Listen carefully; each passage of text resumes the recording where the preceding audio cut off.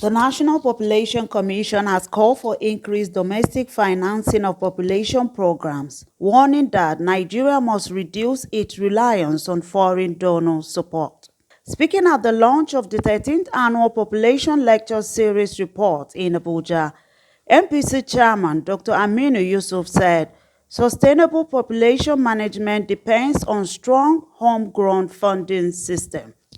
He emphasized that while international partnerships remain important, Nigeria must take primary responsibility for funding its demographic programs. The central message of this report is clear. Securing our future requires a shift towards greater domestic responsibility.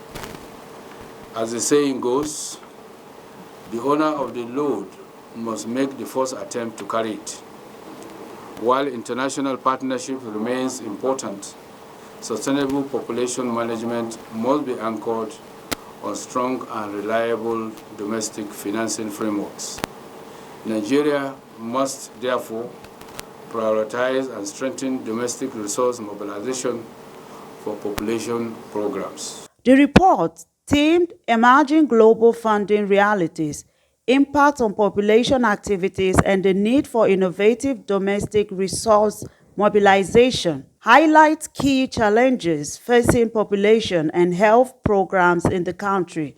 This, the NPC boss says, requires stronger institutional coordination to improve population governance. There is a need to strengthen and fully operationalize structures responsible for population management and policy coordination at the national and sub-national levels.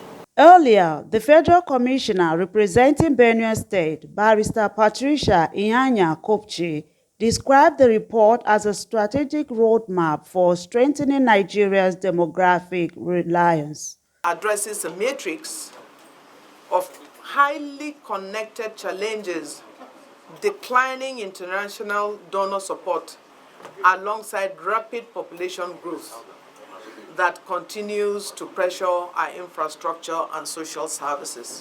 Key recommendations in the report include innovative financing strategies, including population bonds, better use of diaspora remittance, and increased private sector partnership. It also proposes supporting at least 1,000 youth-led enterprises in health and data innovation by the third quarter of 2026. CNN News.